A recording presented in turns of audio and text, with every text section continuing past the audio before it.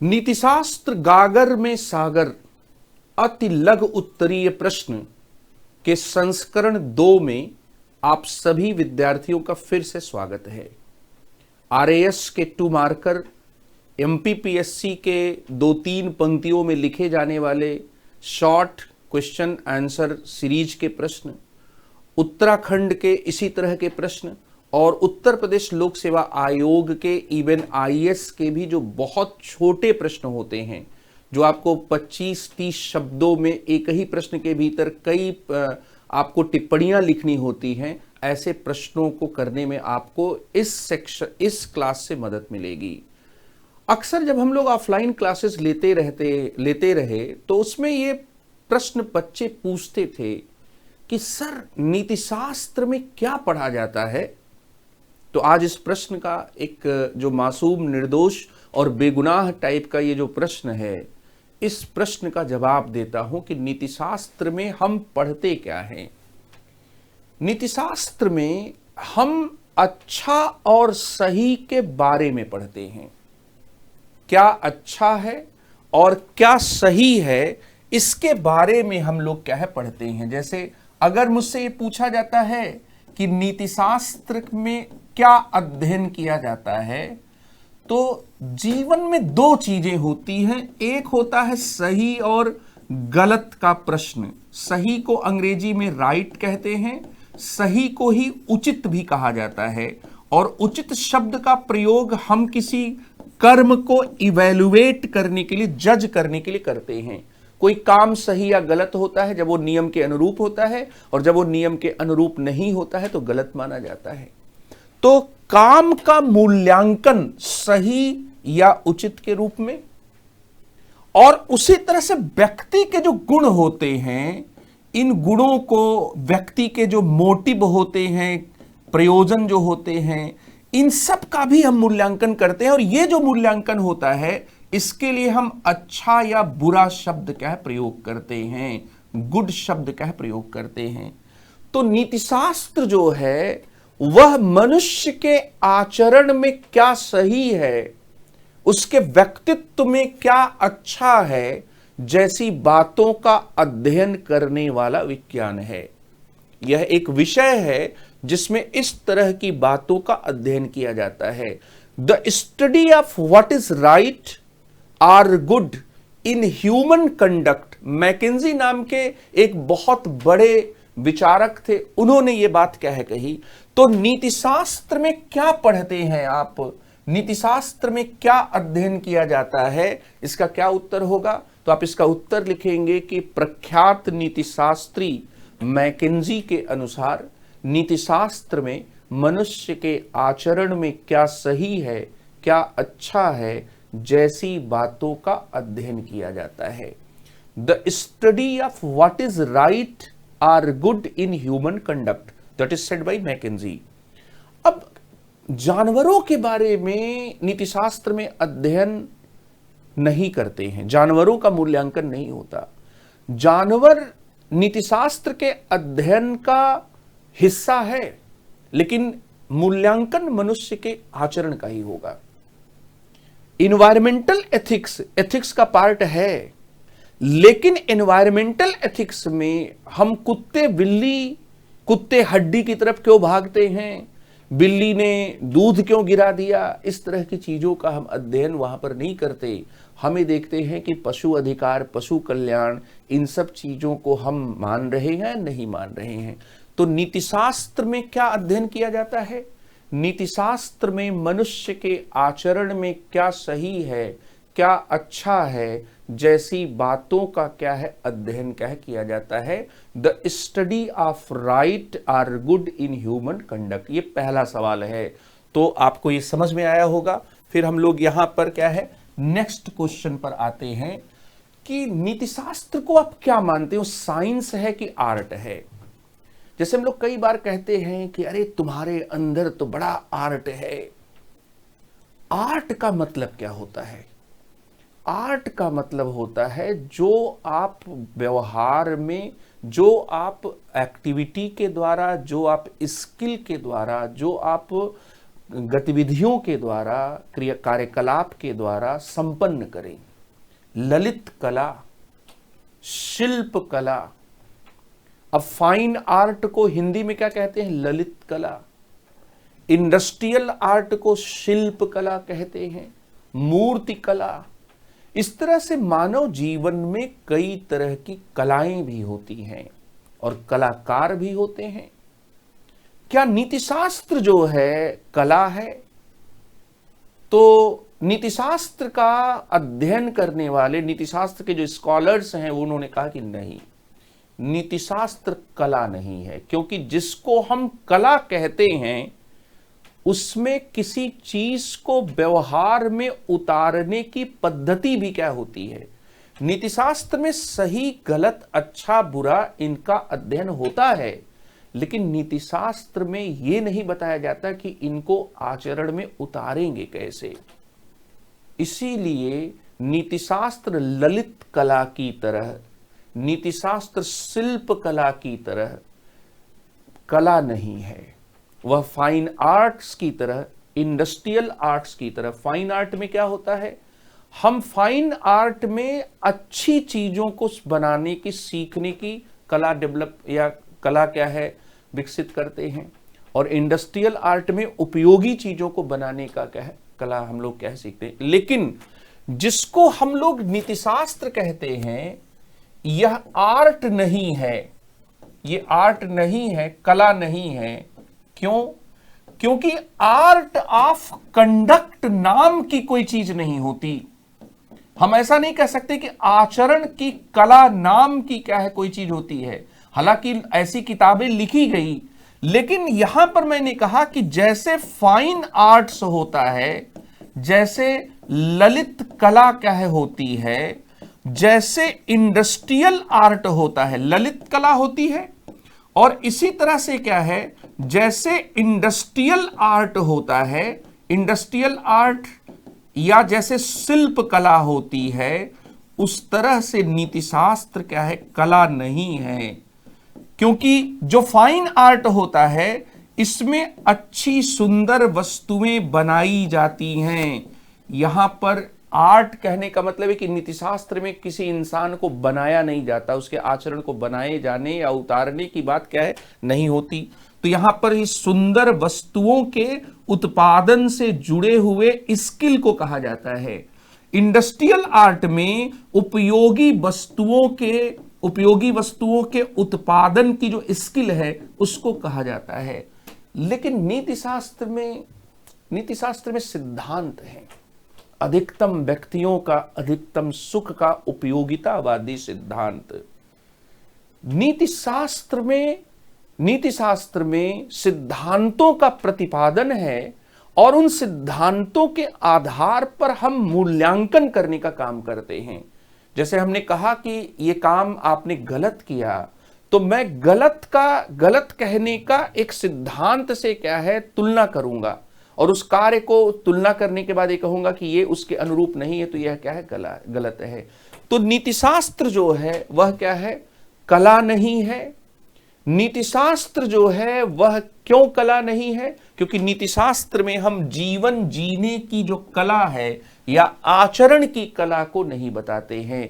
तो यहां पर उत्तर क्या आप लिखेंगे, नीतिशास्त्र विज्ञान है या कला? आपने लिखा कि नीतिशास्त्र कला नहीं है, क्योंकि जैसे शिल्प कला या ललित कला जो उपयोगी और मूल्यवान वस्तुओं को बनाने की कला बताते हैं, नीतिशास्त्र जीवन जीने की कला नहीं बताता। नीतिशास्त्र में लोग बातें कहकर चले गए, ये हमारे ऊपर है कि हम आचरण में लाएं कि न लाएं। इसलिए ethics doesn't teach us the art of living a moral life. Ethics जो है वह कंडक्ट का आर्ट नहीं, वो कोई स्किल नहीं है। ये बात आपको ध्यान में रखना है। और अगर नीतिशास्त्र कला नहीं है तो इसका मतलब ये हुआ, या हम इस तरफ निष्कर्ष लेकर जा सकते हैं कि नीतिशास्त्र विज्ञान है। तो अगर आपसे मैं ये कहूं कि भाई नीतिशास्त्र को विज्ञान क्यों कहा जाता है, जो नीतिशास्त्र है उस नीतिशास्त्र को साइंस क्यों कहा जाता है? साइंस में कुछ खासियत होती है। साइंस में सिस्टमेटिक स्टडी होती है। साइंस में कोई पक्षपात या पक्षपात नहीं होता। निष्पक्ष तरीके से जो सिद्धांतों से निष्कर्ष निकलते हैं उसको माना जाता है। और साइंस में क्या होता है, आत्मनिष्ठता न होकर एक विषय के रूप में वस्तुनिष्ठता होती है। साइंस में सिद्धांतों का प्रतिपादन प्रेक्षण और प्रयोग के आधार पर क्या किया जाता है। तो यहां जो साइंस है उसमें क्रमबद्धता, निष्पक्षता और वस्तुनिष्ठता तथा सत्य की खोज जैसी विशेषताएं होती हैं। जो लोग नीतिशास्त्र को विज्ञान मानते हैं वे नीतिशास्त्र में भी क्रमबद्धता, निष्पक्षता, वस्तुनिष्ठता और सत्य की खोज को क्या है, स्वीकार करते हैं।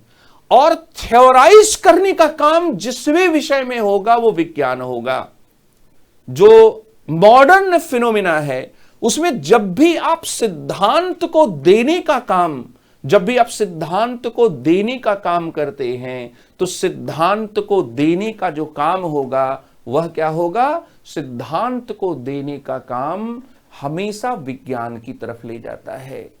तो इसलिए आप यहां पर इसका उत्तर लिखेंगे कि क्रमबद्धता, निष्पक्षता, वस्तुनिष्ठता तथा सत्य की खोज विज्ञान की प्रमुख खासियत है, विशेषता है। नीतिशास्त्र में मानव जीवन की समस्याओं पर क्रमबद्ध रूप से विचार करके निष्पक्ष, वस्तुनिष्ठ, सत्य, नैतिक सिद्धांतों का प्रतिपादन किया जाता है। इसीलिए नीतिशास्त्र को विज्ञान कहते हैं।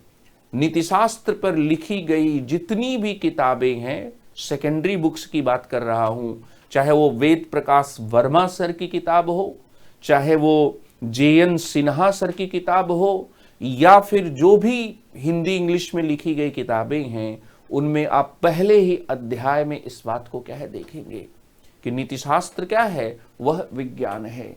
अब आपके जहन में एक प्रश्न उठेगा, जिन बच्चों ने BSc किया है, जिन बच्चों ने MSc किया है और RAS की, IAS की, UP PCS की, MP PSC की, उत्तराखंड PCS की तैयारी कर रहे हैं, उनके मन में एक प्रश्न उठेगा कि यार मैंने जैसे फिजिक्स पढ़ी थी, केमिस्ट्री पढ़ी, बायोलॉजी पढ़ी, बॉटनी पढ़ी, जूलॉजी पढ़ी और कई बार ये भी साइकोलॉजी भी पढ़ी, उस टाइप का तो साइंस ही नहीं है, क्योंकि वहां तो हमने अलग नेचर ही देखा। तो आखिर नीतिशास्त्र किस प्रकार का विज्ञान है? क्या उन नेचुरल साइंसेस की तरह है ये जो नेचुरल साइंसेस में पढ़कर आया हूं, या ह्यूमन साइंसेस की तरह है, या नेचुरल और ह्यूमन साइंसेस दोनों से क्या है, भिन्न है? विज्ञानों का एक बंटवारा यह होता है कि विज्ञान नेचुरल और ह्यूमन साइंस में बांटे जाते हैं, जहां पर आप प्रकृति से जुड़े हुए परिघटनाओं का, फिनोमिना का अध्ययन करते हैं, वो नेचुरल साइंस है। लेकिन मनोविज्ञान, राजनीति विज्ञान, समाजशास्त्र, ये क्या है, ये मानव विज्ञान है। मानव शास्त्र, एंथ्रोपोलॉजी को भी ये कहा जाता है। तो क्या नीतिशास्त्र प्राकृतिक विज्ञान है? क्या नीतिशास्त्र ह्यूमन साइंस है? और अगर नहीं तो क्यों नहीं? नीतिशास्त्र विज्ञान तो है, लेकिन नीतिशास्त्र जो है वह क्या है, वह न तो प्राकृतिक विज्ञान है और न ही मानव विज्ञान है। दरअसल विज्ञान को जो है हम लोग दो वर्गों में बांट सकते हैं। एक को हम कह सकते हैं आदर्श मूलक विज्ञान, और दूसरे को हम कह सकते हैं वर्णनात्मक विज्ञान।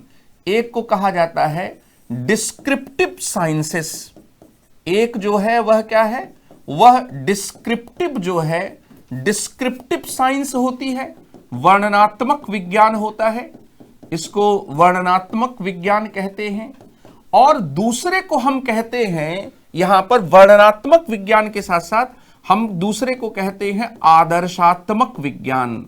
यहां पर आदर्शात्मक विज्ञान, या इसको हम लोग इंग्लिश में कहेंगे नॉर्मेटिव साइंस। जो नॉर्मेटिव जो साइंस है वह कहेंगे। अब यहां पर आप ध्यान दीजिए कि जो वर्णनात्मक विज्ञान है ये फिर दो प्रकार के हो जाएंगे। एक को हम कहेंगे नेचुरल साइंसेस, जैसे प्राकृतिक विज्ञान या नेचुरल साइंसेस, ये हुआ नेचुरल साइंसेस साइंस। और दूसरे को हम क्या है, मानव विज्ञान, ह्यूमन साइंस कहते हैं।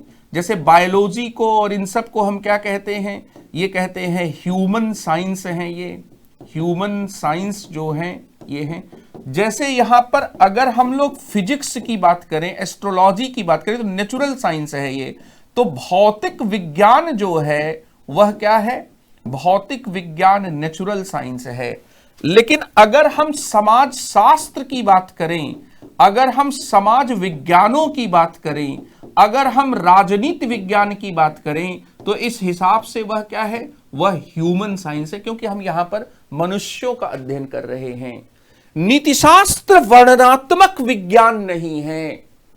यह विषय वस्तु फैक्ट्स को डिस्क्राइब करना नहीं है।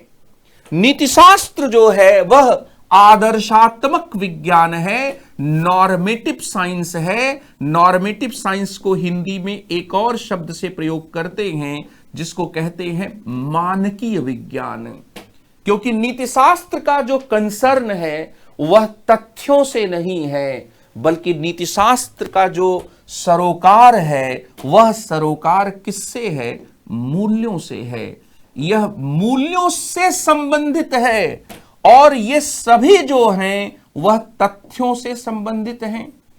तो इस तरह से नीतिशास्त्र किस प्रकार का विज्ञान है, तो आप यहां पर एक लाइन में उत्तर दे सकते हैं कि नीतिशास्त्र प्राकृतिक विज्ञान न होकर नियामक विज्ञान है। हम यह भी कह सकते हैं कि नीतिशास्त्र जो है वह वर्णनात्मक विज्ञान न होकर, वर्णनात्मक में दोनों तरह के विज्ञान आ जाएंगे, वर्णनात्मक विज्ञान न होकर यह दरअसल क्या है, वर्णनात्मक विज्ञान न होकर यह एक नियामक विज्ञान है, यह एक मानकीय विज्ञान है। हिंदी में एक और शब्द आपको मिल गया, नियामक।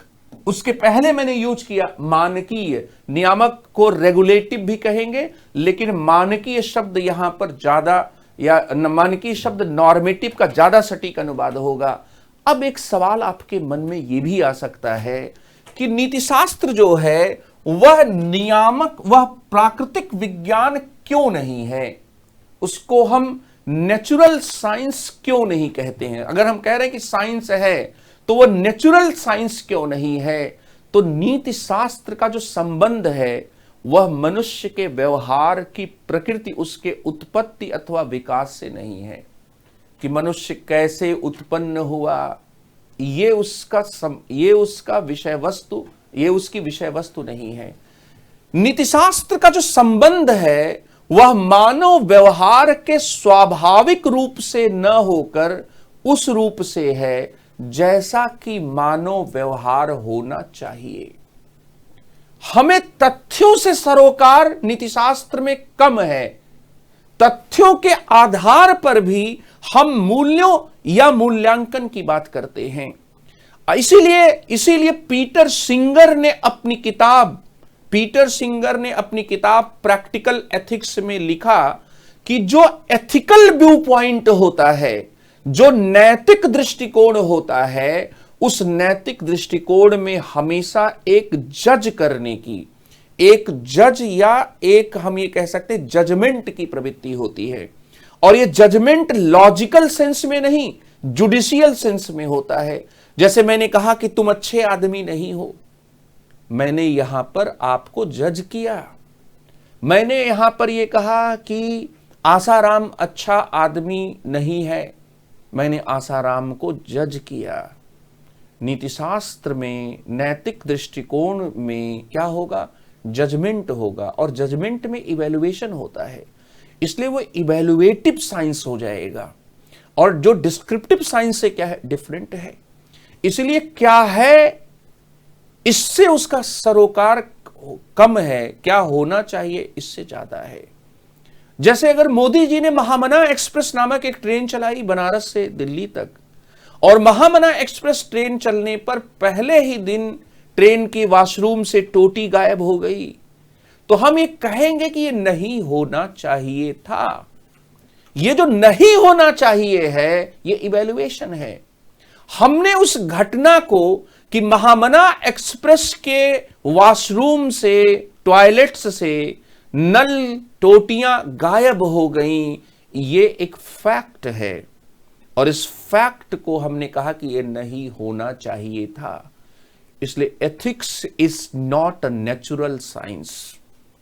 एथिक्स नेचुरल साइंस नहीं है, क्योंकि उसका कंसर्न जो है वह क्या है। इसलिए यहां पर आप उत्तर लिखेंगे कि नीतिशास्त्र का संबंध मानव व्यवहार की प्रकृति, उत्पत्ति अथवा विकास से नहीं है। नीतिशास्त्र का संबंध मानव व्यवहार के स्वाभाविक रूप से न होकर उस रूप से है जैसा कि मानव व्यवहार होना चाहिए। इसलिए भौतिक विज्ञान यह कहता है कि जब पिंड गिरेगा तो गुरुत्वाकर्षण लगेगा, यहां पर जो होता है उसको वो बता रहा है। नीतिशास्त्र होना चाहिए को बताएगा। इसलिए मेरे प्यारे बच्चों, नीतिशास्त्र प्राकृतिक जो विज्ञान है उस प्राकृतिक विज्ञान से क्या है, भिन्न है। एक प्रश्न हुआ। फिर उत्तराखंड पीसीएस ने एक बहुत ही अच्छा प्रश्न पूछा। यह उत्तराखंड पीसीएस में 2016 में क्या है पूछा गया। उत्तराखंड लोक सेवा आयोग ने, उत्तराखंड पीसीएस ने इसे 2016 में एक छोटा प्रश्न पूछा। यहां पर इसी तरह से आरएएस में एक बड़ा प्रश्न पूछा गया। आरएएस में प्रश्न पूछा गया कि नीति शास्त्र विविध संवृत्तियों का परिणाम है। तो जब तक आप ये बेसिक चीज नहीं समझेंगे जो आरएएस को प्रश्न लिखने के लिए जरूरी है, कि जैसे आरएएस में मेरे ख्याल से 2013 या 2016 ईयर मुझे पूरा एग्जैक्ट याद नहीं है, लेकिन इन्हीं 2 ईयर्स में से है। इसमें पूछा गया कि नीतिशास्त्र विविध संवृत्तियों का परिणाम है। नीतिशास्त्र के स्कोप के बारे में पूछा गया, जिस पर आगे बात करेंगे। लेकिन नीतिशास्त्र का जो नेचर है, वो नेचर जब तक आप नहीं समझेंगे, आपको यही पता नहीं कि वो आर्ट है कि नहीं है। मैंने आपको बताया कि वो आर्ट नहीं है, फिर मैंने बताया कि वो साइंस है। क्यों साइंस है ये बताया। फिर मैं आपको बता रहा हूं कि किस प्रकार का साइंस है। नेचुरल साइंस नहीं है, वह डिस्क्रिप्टिव साइंस नहीं है, वह नॉर्मेटिव साइंस है।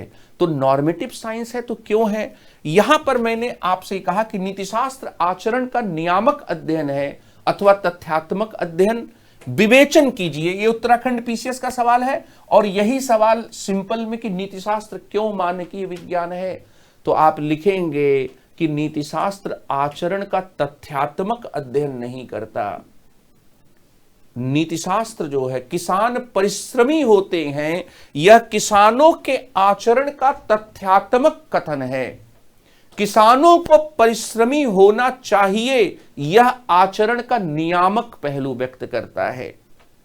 इसलिए नीतिशास्त्र जो है वह प्राकृतिक विज्ञान से भिन्न मानकीय विज्ञान है, नॉर्मेटिव साइंस है। क्यों है। जहां वनस्पति शास्त्र, भौतिक शास्त्र जैसे प्राकृतिक विज्ञान तथ्यों का वर्णन करते हैं, वहां नीति शास्त्र मनुष्य के चरित्र और आचरण का मूल्यांकन करता है। और मूल्यांकन करने वाले विज्ञान को मानकीय विज्ञान कहते हैं। कैरेक्टर और कंडक्ट, ये 2 शब्द आए। कैरेक्टर क्या होता है। कैरेक्टर जो होता है वो आदमी का किसी के जो गुण होते हैं उस गुण से क्या है बनता है, गुणों से चरित्र बनता है। और कंडक्ट क्या होता है। कंडक्ट मनुष्य के कार्यों से बनता है, कार्यों से। महात्मा गांधी बहुत विनम्र स्वभाव के व्यक्ति थे, कैरेक्टर के बारे में है। महात्मा गांधी ने चौरी चौरा के घटना के कारण आंदोलन को वापस लेकर ठीक नहीं किया, यह महात्मा गांधी के कार्यों का मूल्यांकन है। इसलिए मेरे प्यारे होनहार बच्चों, नीतिशास्त्र में गुण और कार्य को इवैल्यूएट किया जाता है। गुणों से चरित्र बनता है, तो चरित्र का भी मूल्यांकन है, आचरण का भी मूल्यांकन है। इंसान को हम अच्छा बुरा कहते हैं, चरित्र का मूल्यांकन। काम को हम सही गलत करते हैं, कार्य का मूल्यांकन। इसलिए नीतिशास्त्र आचरण का नियामक अध्ययन नहीं है, यह नियामक अध्ययन है, यह तथ्यात्मक अध्ययन नहीं है। उत्तराखंड पीसीएस के 2016 के इस प्रश्न के साथ ही आपको अंदाजा लग रहा होगा कि इसमें किस तरह के सिंपल प्रश्न भी पूछे जाते हैं। एक और सवाल है कि डिस्क्रिप्टिव साइंस हमने कई बार यूज किया, तो डिस्क्रिप्टिव साइंस होती क्या है, डिस्क्रिप्टिव और पॉजिटिव साइंस क्या होती है। यहां पर मैंने ये प्रश्न लिया कि भाई डिस्क्रिप्टिव और पॉजिटिव साइंस क्या होती है। तो ऐसा विज्ञान जो किसी विषय या तथ्य का वर्णन करता है उसे वर्णनात्मक विज्ञान कहते हैं और उसी को पॉजिटिव साइंस भी कहते हैं। पॉजिटिव साइंस अनुभव से हम प्रत्यक्ष रूप से जिसको जानते हैं वो पॉजिटिव होता है। इंपिरिकल साइंसेस को पॉजिटिव साइंस भी कहते हैं। तो फैक्ट जो होता है, इसमें बात समझिए कि किसी भी घटना में क्या है, इसमें क्या है, फैक्ट्स होते हैं, तथ्य होते हैं। इन तथ्यों का हम क्या करते हैं, अनुभव करते हैं।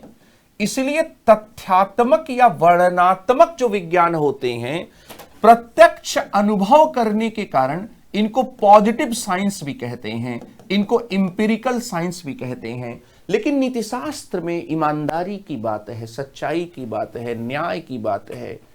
इसको हम जैसे लाल पीला काला रंग देखते हैं, अनुभव करते हैं, वैसे हम अनुभव नहीं करते, इसको हम रियलाइज करते हैं, इसकी अनुभूति होती है। अनुभव एक चीज है, अनुभव इंद्रियों से होता है, आंखों से होगा, जीभ से होगा। गर्मा गर्म जलेबी जब जीभ पर पड़ती है और जलेबी का जो मीठा वाला भाग है वह आपके त्वचा से, जीभ की त्वचा से संपर्क में आता है, तो आपको मिठाई खाने का अनुभव होता है। और वो अनुभव जब दिल में जाकर बस जाता है तो उसको अनुभूति कहते हैं। रियलाइजेशन अलग चीज है, सेंसेशन अलग चीज है। तो अनुभव होता है किसका, तथ्यों का। तथ्यों का क्या होता है, अनुभव होता है। लेकिन जो अमूर्त चीज है उसको हम रियलाइज करते हैं। बेईमानी जो है कोई हिमालय पर्वत या गंगा नदी नहीं है कि जिसको दिखा दें, या ईमानदारी कोई हिमालय पर्वत या गंगा नदी नहीं है, मूर्त नहीं होती, अमूर्त चीजें है। इसलिए डिस्क्रिप्टिव और पॉजिटिव साइंस तो हो ही नहीं सकता, क्योंकि यहां तथ्य का तो वर्णन है ही नहीं। यहां तो क्या होना चाहिए, क्या होना चाहिए। मुझे जेल से भागना नहीं चाहिए, चाहे मेरी जान चली ही क्यों न जाए। मैं अपने देश से भागकर अपनी जान नहीं बचाऊंगा, सुकरात। तो नहीं चाहिए, जेल में होना सुकरात का जहर का पीना एक तथ्य है, और जेल से भागना नहीं चाहिए यह एक मूल्य है कि सच्चाई के लिए अगर जिंदगी को कुर्बान भी करना होगा तो हम कुर्बान कर देंगे।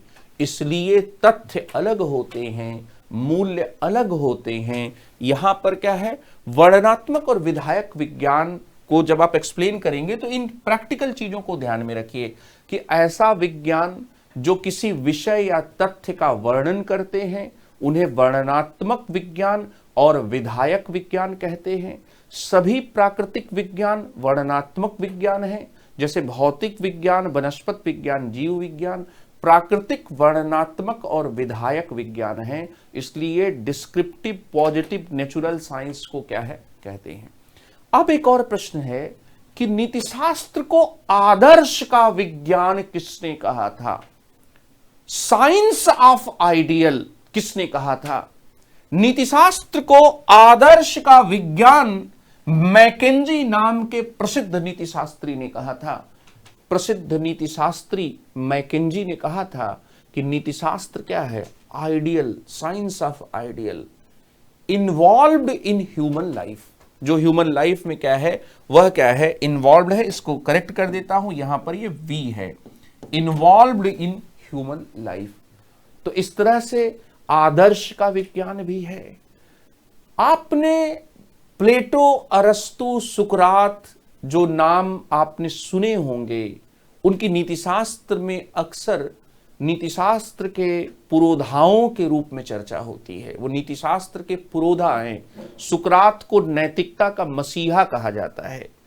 तो इन पुरोधाओं में बाबा अरस्तु ने नीतिशास्त्र को किस प्रकार का विज्ञान बताया। अगर आपसे पूछा जाए कि प्रसिद्ध प्राचीन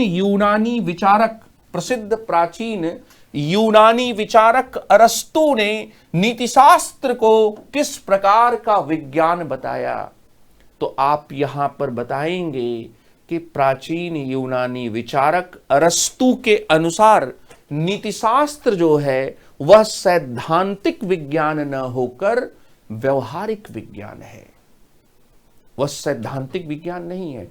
अरस्तु ने तत्वमीमांसा, मेटाफिजिक्स, जिसमें हम इस जगत के तत्वों का अध्ययन करते हैं, इस वर्ल्ड के एलिमेंट्स जो आंखों से दिखते नहीं उनका भी हम अध्ययन करते हैं, तो तत्वमीमांसा, फिजिक्स और मेटाफिजिक्स को वो अलग अलग विषय मानते थे और इसको वो साइंस मानते थे। तत्वमीमांसा को क्या मानते थे? साइंस मानते थे। तो तत्वमीमांसा, मेटाफिजिक्स, भौतिकी, फिजिक्स तथा गणित को उन्होंने सैद्धांतिक विज्ञान कहा था और राजनीति विज्ञान और नीति शास्त्र को अरस्तु ने व्यवहारिक विज्ञान कहा था। बाबा अरस्तु की कोई भी बात याद रखनी है, क्योंकि जो राज्य लोक सेवा आयोग हैं, चाहे आरपीएससी हो, चाहे एमपीपीएससी हो, चाहे उत्तराखंड हो, चाहे आईएएस हो, चाहे यूपीपीसीएस हो, ये नीतिशास्त्र के जितने भी बाबा दादा हैं उनको क्या है, भूलते नहीं है, उनसे सवाल जरूर आते हैं और इन बाबा दादाओं पर यह क्या है, बहुत ही क्या है, उम्दा किस्म के सवाल क्या आते हैं। तो यहां पर यह हुआ 9वां प्रश्न आपने देखा। फिर इसके साथ ही हम लोग 10वें प्रश्न पर आते हैं कि बाबा अरस्तु ने नीतिशास्त्र को किससे संबद्ध माना था। तो बाबा अरस्तु ये कहना चाहते थे कि नीतिशास्त्र और राजनीति शास्त्र के बीच में घनिष्ठ संबंध है, क्योंकि राजनीति शास्त्र में समाज के उन पक्षों का अध्ययन किया जाता है जो राज्य से जुड़े हुए हैं, राज्य में शासक का आचरण कैसा होना चाहिए, और नीतिशास्त्र भी इन पक्षों से क्या संबंधित है। और इसीलिए हम लोग पॉलिटी और एथिक्स दोनों के साथ, या वे टीचर्स जिसमें जो पॉलिटिकल थिंकर्स को अच्छे से जानते हैं वो एथिक्स को भी अच्छे से हैंडल कर लेते हैं, क्योंकि बाबा अरस्तु ने 24 कैरेट गोल्ड बात कही थी कि नीतिशास्त्र जो है वह किससे संबद्ध है। अरस्तु ने नीतिशास्त्र को राजनीति शास्त्र से घनिष्ठ रूप से संबद्ध बताया था। तो ये है दूसरा संस्करण। आपके बहुत अच्छे उत्साहित रूप से पहले संस्करण को देखने का बहुत बहुत आभार। फिर हम लोग तीसरे संस्करण में इसी सिलसिले को आगे बढ़ाएंगे। बहुत बहुत धन्यवाद।